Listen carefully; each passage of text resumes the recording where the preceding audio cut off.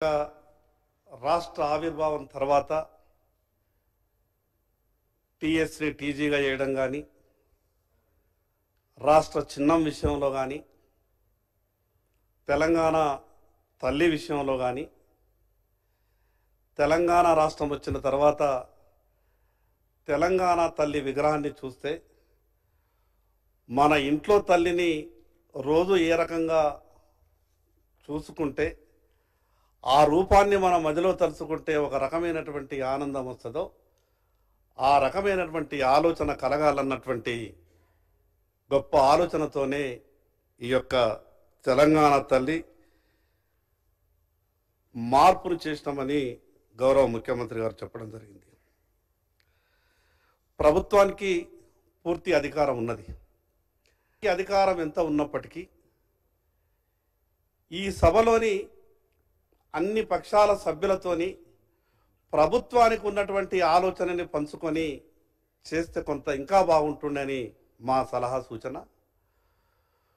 అదేవిధంగా మాకు అనిపించింది మిగతా అన్ని విషయాలు నేను చర్చకు వెళ్ళను, కానీ ఆ యొక్క విగ్రహంలో తెలంగాణ తల్లి తలపై బతుకమ్మ ఉంటే బాగుంటుండేనేమో అని కొంత ఆలోచన మాకు అనిపించింది. సరే, మీరు ఏ కోణాల నుంచి మీరంతా అన్ని విషయాలని ఆలోచించే మీరు నిర్ణయం తీసుకుని ఉండొచ్చు. కానీ నేనేమంటే గౌరవ ముఖ్యమంత్రి గారు ఈ రాష్ట్రానికి సరిగా లేనటువంటి అన్ని విషయాల మీద మార్పులు చేసేటటువంటి ప్రయత్నం చేస్తున్నారు.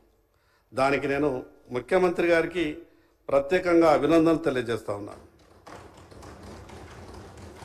కానీ గత ప్రభుత్వం తీసుకున్నటువంటి ఈ రాష్ట్ర ప్రభుత్వ ఉద్యోగులకు సంబంధించినటువంటి ఈ రాష్ట్ర చిహ్నాలు మార్చిండ్రు, ఈ రాష్ట్ర గీతాలు మార్చిండ్రు, విగ్రహాన్ని కూడా మార్చిండ్రు. నేనేమంటానంటే రూపకల్పన చేసిండ్రు, తరే కొద్దిగా ఏదో చేసిండ్రు. మొత్తానికైతే ఏది మంచి అనిపిస్తున్నదో అది చేస్తున్నామని చెప్పే ప్రయత్నం చేస్తున్నారు. చాలా సంతోషం. మేమేమంటున్నామంటే గత ప్రభుత్వం 317 అనే జీవో ఉద్యోగులకు పెను శాపంగా మారింది. అధ్యక్ష, నేనేమంటున్నా గౌరవ ముఖ్యమంత్రి గారికి నా తరపున విజ్ఞప్తి ఏంటంటే ప్రభుత్వ ఉద్యోగులు ఎన్ని పాటలు పడుతున్నారు 317 జీవోతోనంటే తొందరగా నిర్ణయం తీసుకోండి. ఈ 3-4 కారణాలు ఏ రకంగానైతే మీరు స్పీడ్గా నిర్ణయం తీసుకొని సభలో చర్చ పెట్టి ఈ రకంగా మీరు ముందుకు పోయే ప్రయత్నం చేస్తున్నారో ఈ 317 జీవో అసలు తెలంగాణ ఉద్యమమే మనకు స్థానికత కొరకు. తెలంగాణ ఒకటే నిమిషం సార్, నేను 1-2 నిమిషాలలో నేను చేస్తున్నటువంటి మంచి పనులకు ఒక 2 ఉదాహరణలు చెప్పే ప్రయత్నమే చేస్తున్నా. నేను ప్రభుత్వాన్ని విమర్శిస్తలేను అధ్యక్ష.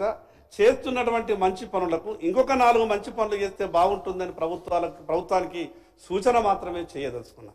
నేను ఎందుకు ఈ మాట చెప్తున్నానంటే అధ్యక్ష, అసలు తెలంగాణ ఉద్యమమే స్థానికత కొరకు ఏర్పడింది.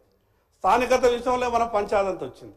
కానీ తెలంగాణ రాష్ట్రం వచ్చిన తర్వాత ఈ 317 జీవో వచ్చి ఈ ప్రభుత్వ ఉద్యోగులకు ఈ రకమైనటువంటి ఇబ్బంది కలుగుతుందని ఎవరు కూడా ఊహించలేదు. నేను అందుకే ఇన్ని మంచి పనులు చేస్తున్నామని సభలో చెప్తున్నారు, చాలా సంతోషం.